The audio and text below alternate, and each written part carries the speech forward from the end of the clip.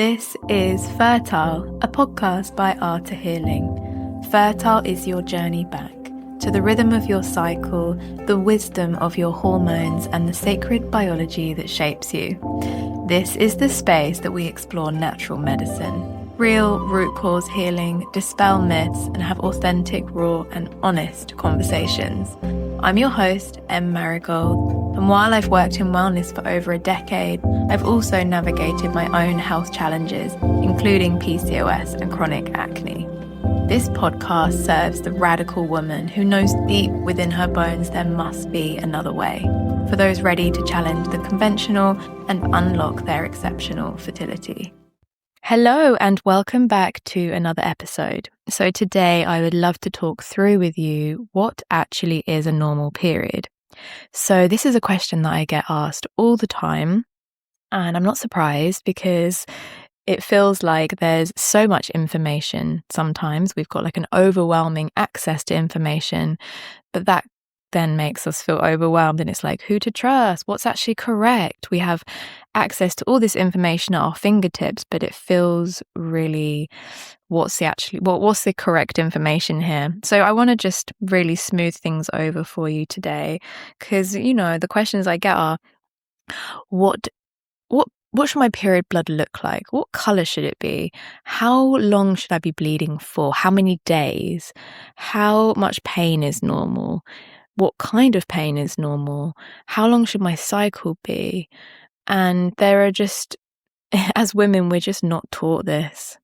And in a kind of dream world of mine, I wish that as women, we'd go through something called the red tent, that every single woman, when they come of age, when they become a woman and they have their first bleed, their first what we call menstruation, that they would go through this red tent.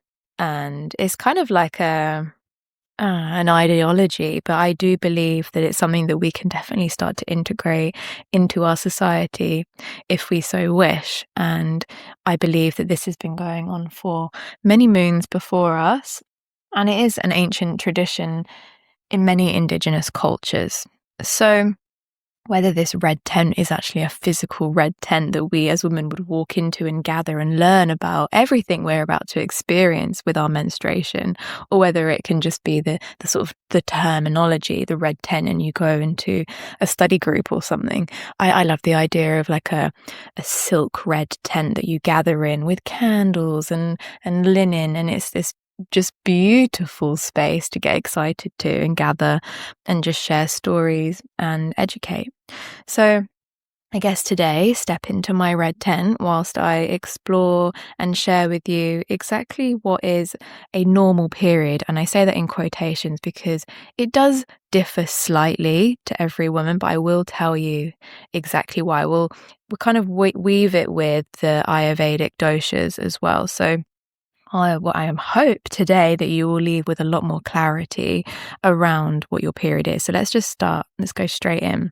So first things first, if you are on any hormonal birth control or like the Mirena coil or the implant or the contraceptive pill, you're not going to have a period.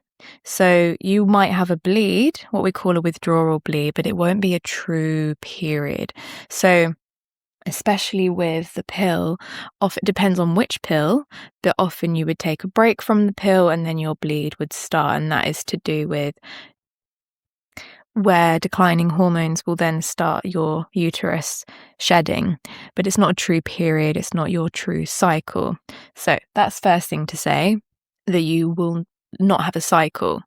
And having a cycle is extremely important in my opinion, because this is how we ovulate. This is how we create life. And obviously most of us go on the pill or the Mirena coil or things like that because we're trying to avoid a pregnancy. But a lot of our cycle isn't just about creating life, which I feel like is a big piece of the puzzle that is missed out. And I didn't learn this until I was in my late 20s, actually. And I feel like that's actually quite normal for most women now. And our cycle gives us so much more than that. I won't dive into that too much in depth in this one. I will talk about that, the infradian rhythm, in another episode. So why do we bleed, first of all? So for most women I speak to, actually, it's not a surprise that They don't really know what's actually happening in their body and where the blood's coming from. And so what it actually is your endometrial lining. So that's your womb. And it sits just above your vulva. You'll find that kind of space around your hips, just below your... Actually, if you're sitting now, you can place both your hands on your hip bones, if you can feel them at the front of your body, your hip bones, and you just travel inwards. And that is really a good placement. It's just below your belly button, above your pelvic bone in the center. And your womb is pretty small, actually. It's only the size of a small pear. And it does increase in size during menstruation because it's going to swell up a little bit. But essentially what is happening is there's a lining inside your womb, and that begins to shed every single month if you are not on any hormonal birth control.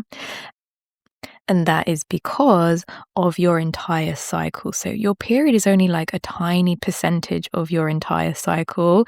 And that comes from whether you've ovulated or not. And then progesterone is a hormone that starts to decline, and that creates your period. Essentially, when you haven't had a fertilized egg, you haven't had a pregnancy, your body will then shed that lining and start the whole cycle again. It's a very complex, beautiful cycle. And the way that your menstrual blood will leave your womb and travel down the vagina and out of your vagina.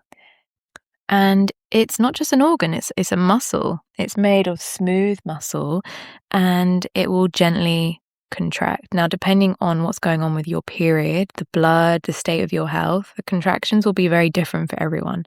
So that's why some women have absolutely zero pain during their period, and others can have absolutely excruciating, debilitating pain. I'm also going to talk through with you today why that occurs and what you can start to do about it. So, as we're already here, let's talk about period pain and your period blood. Now, there's several elements to this, but we'll first start with period blood and stagnation. I want to help you to understand this first element. So, the lighter your period is, so it depends on the consistency. So if, for example, you're someone currently suffering with something like PCOS, or now called PMOS, and you've got very light periods, but they're quite stagnant, maybe the blood is quite brown, and you're experiencing some pain. Now, if the blood is stagnant, and it's a very intelligent system. The body wants the blood to come out, right? It wants it to flow. It wants it to leave. It doesn't want it sitting in there. So if the blood is stagnant, there is going to be pain because it can't leave. So it's not going to be the same as, but it can be levels of pain similar to childbirth, right? If you imagine your body is trying to release something, whether it's blood, a baby, the contractions start to increase to aid in the release. Okay, so with the blood, if it starts to be more clotted or coagulated and it's thick and the body is struggling, it's going to actually help you. So this is the first step in understanding that when our body's not against us and it's actually trying to help us. Now, of course, you're not going to probably feel very loving towards your body when you're going through these levels of pain. But I do believe that's one of the first stages of healing, in having that understanding and appreciation for what your body is actually trying to do for you. I know you're probably thinking, oh yeah, Emma, I'm in a lot of pain. I don't really care. I don't want to love my body right now. But I know that it can help. So you might have light periods, okay, and it's stagnant and it's trying to come out. We're aiming to almost make that blood slightly thinner. We want it bright red. We want it flowing. We want your period essentially to just come out of you without the body having to really do anything. We don't really need contractions. We have gravity. It's going to just flow out, pull down your legs. It depends what you do, whether you wear a pad or whether you free bleed. Obviously, we live in a society now where it's not so comfortable to just free bleed. If you're at home and it's summer and you can be in the garden, wonderful, or you can lay a towel down. But for most of us, we have to go to work, and there is a huge stigma around periods and seeing blood, which we definitely need to change because it's the most sacred thing because it creates life, and there is nothing dirty or shameful about a bleed. It's really a magical experience. And actually, once you start healing, you can have so many downloads. It can be a really awakening time. And I never thought this, coming from someone who, I also hated my period. I had the PCOS spectrum. I didn't have endometriosis or heavy bleeds. I had very light, stagnant and brown bleeds that were uncomfortable. Never had extreme pain, but I had a lot of cramping and discomfort and backache. And my period was just like 1 to 2 days, and yeah, mostly brown when I had PCOS. So we're aiming for getting it out, okay? I hope this makes sense so far. Now, if you're on the endometriosis spectrum, again, it's like you can't put people in boxes, because the women I work with, some women who have endometriosis have hemorrhaging 2-week bleeds, big clots. It's a lot. And then other women I work with who have endo don't really have any problems with their period. They have the pain, but they don't have a lot of heavy menstrual bleeding. Again, that depends on where the adhesions are, how much estrogen has built up in their system. Again, it's usually estrogen that's aggravating the condition, not the cause, but aggravating. So that will play a role in how much blood. So if you do then have hemorrhaging, a couple of week long, more than 7 days, okay? So anything more than 7 days is considered abnormal. But again, it's like, how much blood is really what we're looking at. But yeah, 2 weeks is a long time. Some of the clients I work with are 3-week bleeds. They're just not getting a break. By the time they finish their period, they're already starting their next cycle, which is exhausting, and you just can't live like that. So having those heavy clotted periods as well, the body again is going to usually experience more pain, because it's going to end up contracting the uterus, right? The womb, because it wants to get the blood out. So 2 levels of spectrum here. Very little blood and a lot of blood are both going to cause pain. Okay. And what we're trying to do is meet in the middle, where we have roughly a 3 to 5 day bleed with bright red blood, a little bit of brown towards the end. As it oxidizes and slows down, it will just basically oxidize, means as the red blood comes out of your vagina and hits oxygen, as it slows down, it will then be more brown in your underwear. If you don't really know the color, then just wear some lighter colored pants for a little while, or some underwear.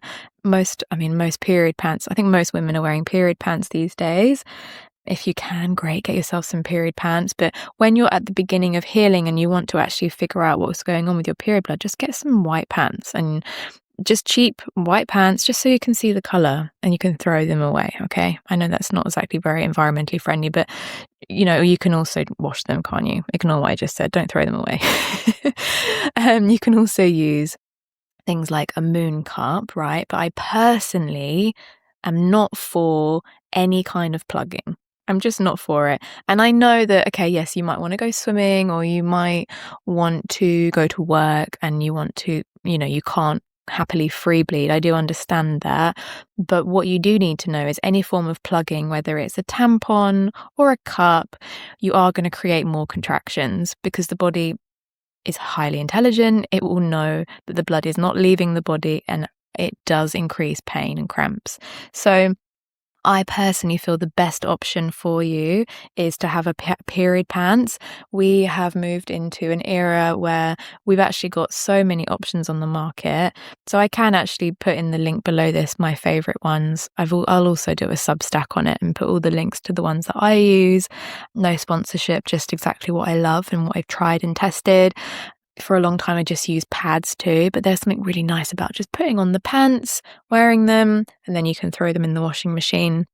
They can be a little bit of an upfront cost, but over time you end up saving money, because you've just bought them once and that's it, and they last for a very long time. I've had mine for more than 10 years, I think now. So yeah. Okay. So let's go through exactly what a normal period is. So a normal period would occur just once a month within that lunar cycle.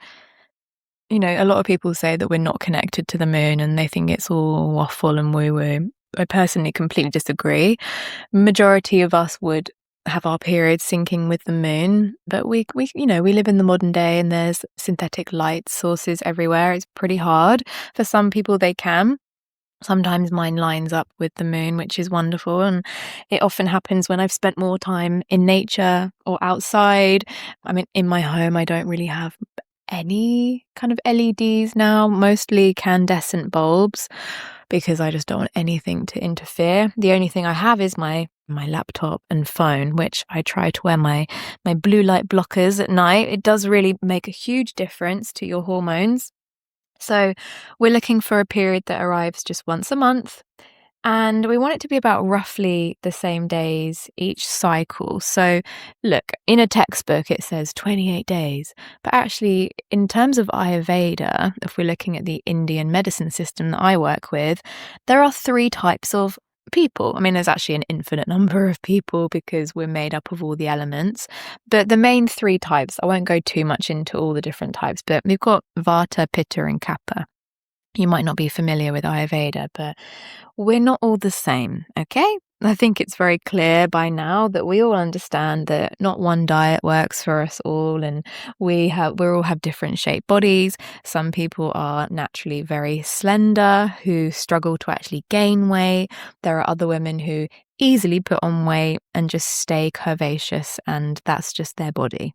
Okay, no amount of dieting will change it, and that's okay because it's actually beautiful that we're not all the same, but we've got different personalities, different natures, and different bodies.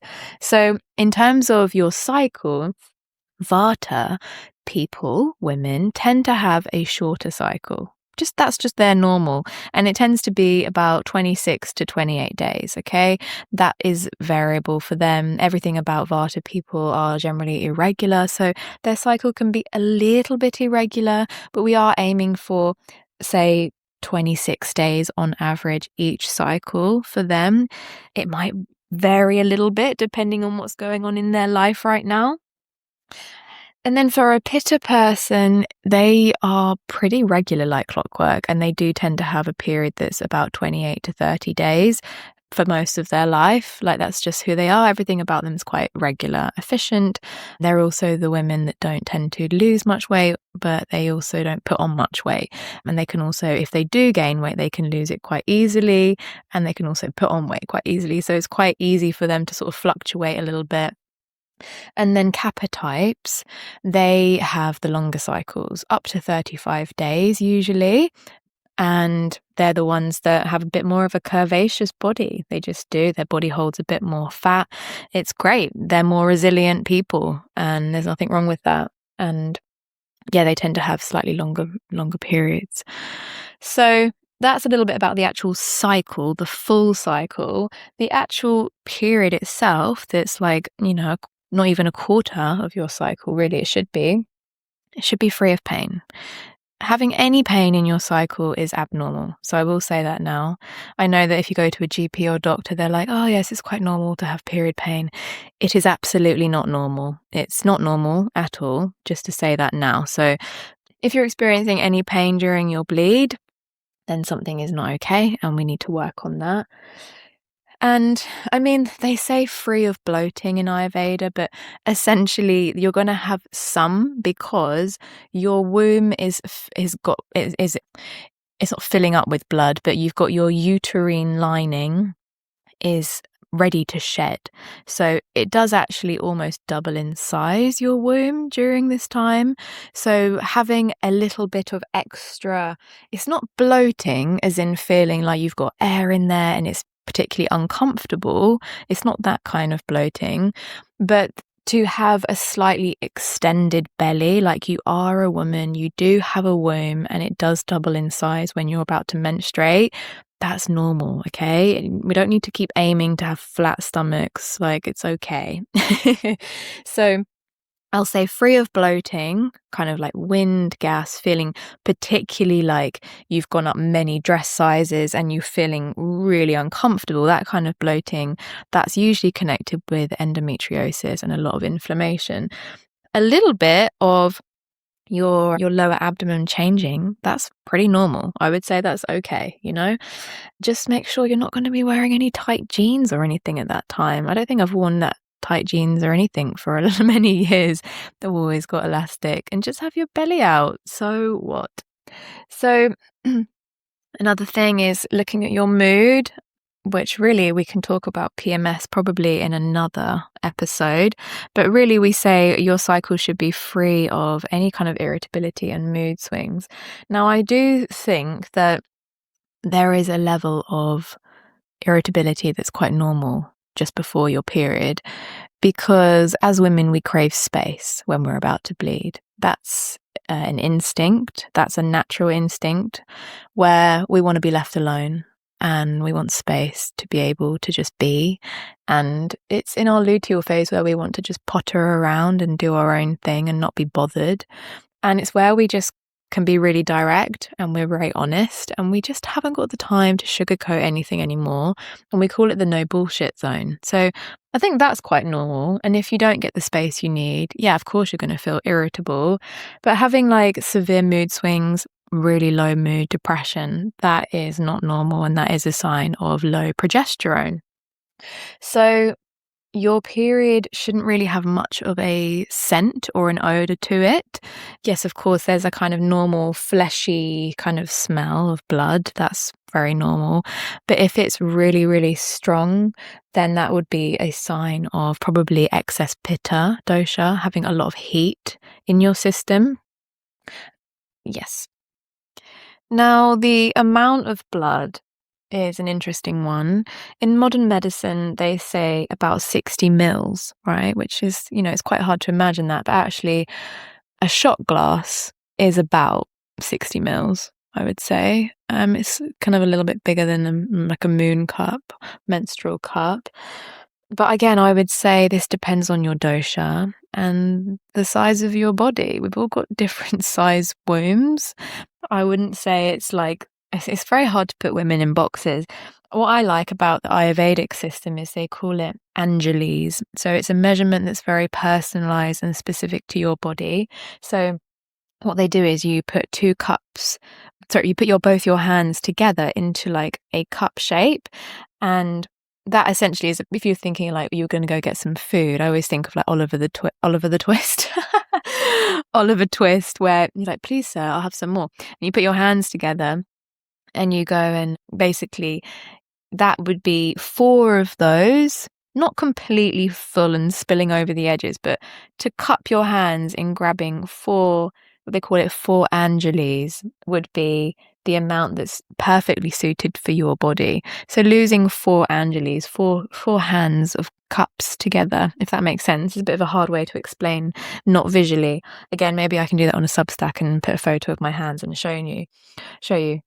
So, but in kind of, if you're looking at the more scientific thing, we'd say 60 mils is considered normal. Anything above 80 is way too much, and 30 mils is just not enough. So again, to be more visual. Sorry, I can't get my words out today. I'm actually on my period, so maybe that's why. It's quite hard to articulate to yourself when you're bleeding, because all your energy has gone to your womb, hasn't it? So I really wanted to do this podcast today while I was actually bleeding. I thought that was something quite pivotal to have and to share. So 80 mils is too much. Now, how do you look at that? So, for example, any form of, if you're wearing a pad and you leak through your pad and your clothes that day, that's already a sign that your period's heavy. Okay, you shouldn't be leaking through like a quite a thick pad and clothing. If you're doing that, we already know that your bleed is too heavy. It's likely that you've got estrogen dominance. And how do I know that? Because estrogen's role in the body is to thicken the lining. So the thicker the lining of your womb, the more blood that's going to leave. So it's a very simple example. A lot of women will then have tests and they might come back with like lower estrogen. But what's really important to look out for, especially if you're going to see your doctor and get blood tests and look at hormones, is what the most important bit is to know your ratio between estrogen and progesterone. That's the most important, because what you want is, your estrogen and progesterone to be within range, and you don't want progesterone to be significantly lower, because it's not necessarily like the amount of estrogen in the body, it's the ratio between progesterone. So that's something you can ask them and say, what's the ratio? They'll be really quite surprised that you asked them that. They're like, oh right, she's quite clued up, she knows what she's talking about. Because when you have low progesterone, that then it's like a buffer. I see progesterone as like estrogen's best friend. She's like this buffer that keeps her in check. I think of estrogen as like this wild kind of more party girl who's quite youthful and like a seductress, right? And progesterone's this kind of grounded earth mama that comes in and just like keeps her in check. So if you haven't got enough progesterone, estrogen is going to just be wild, and it causes quite erratic, heavy bleeding. So we want that as a buffer. I hope that makes sense. Now, also, if you're not bleeding enough and you've got, like 1 to 2 day periods where it's not full flow, it's kind of a bit stagnant and a bit brown, and it kind of takes a while to really get going. This is a period that I used to have. And, I have to say, I'm going to say it, and you might not like this, but if you are vegan, it's quite common to have light periods. It's quite hard to get all of your nutrients met being vegan. Vegetarian, yeah, you can definitely do it. But vegan, I'm sorry, it's not something that I generally like promote, because I was vegan for 8 years of my life as well. It's extremely depleting, and you wouldn't survive in the wild whatsoever. And it's just not natural. So I will say that. And I've worked with many vegans, and even if you can just become vegetarian or just have a little bit more fat and protein. Yes, I know you can get protein being a vegan, but it's hard to get your complete proteins and all your amino acids. And I just always see when I'm working with clients who are vegan, they're very depleted. They don't have enough blood. They look quite pale. You can see it in their eyes. I can see it in their system by looking at them when I do an Ayurvedic reading. And they then start healing and getting a lot better with just a little bit more animal protein. So I will say that. And that's me just coming straight from a biological standpoint. We're not talking about any politics or environment. I'm talking only purely about health. Okay, so I said my piece there. And then in terms of flow, you don't really want spotting, and again, that kind of shows a bit of stagnation or not enough progesterone in the system. But when your period arrives, we want it to arrive, like without warning, right? I had a client last year, and she said to me, she was like in a presentation, and she was like, Emma, my period just arrived. I had no warning. I didn't have any PMS. I didn't know it was coming. And obviously for her, that was really unusual. And she was like, it was a little bit embarrassing because I just had blood. I was wearing white. I had no, wasn't prepared. But she was like, it was such a good signal of how much my healing has, come about. And I feel, because before I had so much PMS, I had cramping leading up to my bleed. And she was like, is this how it is? Your period just like shows up and you didn't even know and you felt really good. And I'm like, yeah. So yeah, it doesn't quite work sometimes in our modern world, like if you're in a presentation. But, for me, how I do it is that I'll look at my calendar, and even if I'm feeling good, like I know, like there's that moment of feeling like I'm feeling a bit irritable. I want my space. I definitely am eating a lot more, which is very normal in your luteal phase. Lean into it. You need more food in your luteal phase. Your metabolism is really fast. Your cortisol is really high. So eat more. This is your permission slip. And you'll get that feeling of I need to eat more. I need to sleep more. I want to be distant from people. These are all signs your period is on its way. And then just before your period starts, usually the day or the day before, you'll get that little lift and you'll go, oh, I'm feeling quite good today. And that is where your progesterone has dropped. You get that kind of no man's land, I call it, of your hormones are fairly neutral at this point. And then the bleed arrives. So you can kind of prepare, like I tend to just wear some period pants the day I think it's coming. And it usually does come that day or the next. And it's pretty spot on now. And yeah, my period is completely free of pain and it's great. And I don't tell you this to boast or make you feel awful, but just to show that you can have a wonderful period. So I used to have PCOS in the past, I do believe I fully reversed it, whether I don't really care whether ever anyone believes me or not, whether the doctors, whatever, because I've checked my hormone levels. I have absolutely amazing periods. I have no signs of acne or have hair loss anymore. Actually got beautiful hair growth on my hair. I never really had any hirsutism actually. But yeah, and my period actually arrived on Wednesday. I knew it was coming. I did feel a bit irritable this month because I just knew that I really needed more space than I had. It's been quite a full-on month with working and life, and that also plays a role in how our period is, our lifestyle. So that's something to always consider. What are you doing in the lead up to your period? You're going to have higher levels of cortisol leading up to your period, so don't do anything stressful. And of course, we can't control life. Sometimes stressful things happen, but what can you do to support yourself in that time? So I always make sure my workload is less during that. Luteal phase is almost 2 weeks. So that in that time, I have a less workload as much as I can. And I don't have as many social plans. I don't really feel like chatting to people too much at that time. And I just make sure I've got plenty of food in the house. Even around ovulation, I might make some nice cookies, so that they're ready. I'll also make some cherry honey gummies. So I've got some little sweet snacks. And it's just, all about prepping for that time. So my period arrived on Wednesday and straight away, bright red blood, easy. I actually drove all the way to London to pick up a new car, was sat in the car for 3 hours, didn't leak at all, had my period pants on, was singing to some 90s music, had a great time, came back, absolutely zero pain.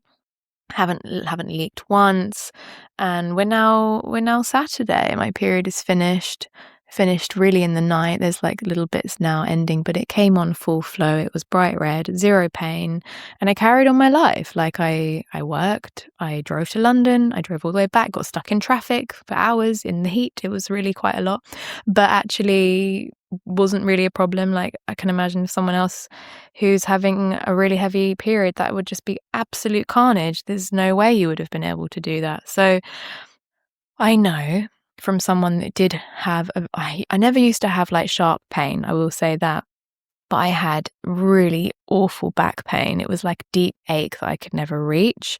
And I know that comes from the stagnation. There was a lot of brown blood. My periods were only a couple of days. And it just, along with all of the other PCOS symptoms of acne all over my back and chest, jawline, that's classic signs of PCOS, cystic acne on my back that was so painful to kind of lean on chairs. I hated it. I had a lot of receding hairline and hair fall as well. Just, very low mood, which often comes with that, and depression. Irregular cycles as well, very irregular. They would just sort of show up, my periods, whenever. I had no idea when they were coming. They stopped for 8 months as well. So I've been there. I know how it feels to have a very dysregulated period, and I know that you can heal it, which is what we're all about here at Arta. If you want to learn more, we have a whole course which teaches you from start to finish how to heal naturally.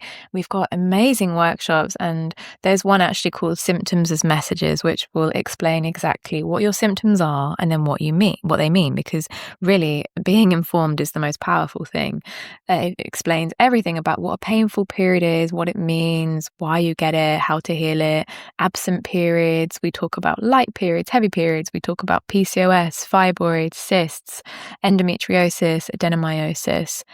We also give you signs of estrogen dominance and signs of progesterone deficiency and testosterone dominance and everything that you need to look out for, because really I'm teaching you how to read your body. What do those symptoms mean? Because in the past, myself included, we just ignore them. Oh, you just, you've got acne, you go get a cream, don't you? Or you take the pill, or you go and have surgery, or all the things that we're just really plastering all the time. And actually what we're teaching is to not plaster, to listen and go, okay, I'm going to listen to my body. What's going on? Why have I started getting acne along my jawline? And actually I'm going to teach you that's to do with insulin and blood sugar and cortisol.